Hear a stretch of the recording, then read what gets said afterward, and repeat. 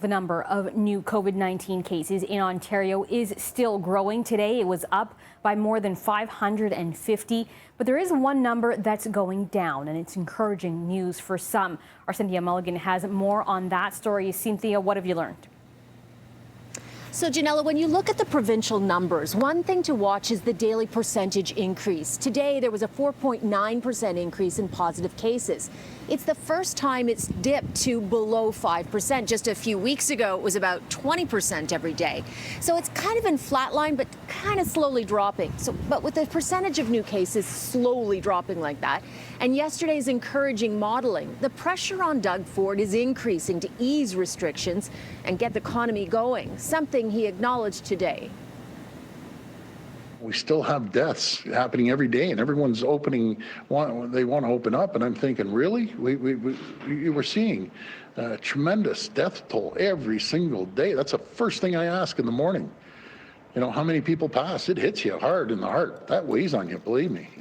You're trying to do a balancing act, but you can't forget about the people that have lost their lives over this terrible, terrible virus.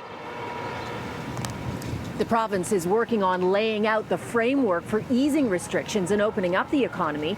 But the government hasn't said what might open first or when. Now, the Premier has repeatedly said he will follow the Chief Medical Officer's advice. Today, Dr. David Williams says he wants to see community transmission cases drop to about 200 a day. Today, he estimates about 400 new cases were community spread.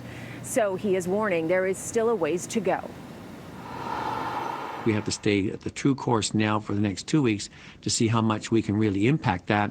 That means don't get casual on those gatherings. We don't want you to start easing back because they put too much energy, time, and commitment to get where we are today. And so we don't want to have that wasted. One more thing to tell you about from Queen's Park today. Todd Smith, the minister in charge of the autism file, says childhood budgets will be extended for another 6 months. The problem for many, though, is they can't access services, so the money is just sitting.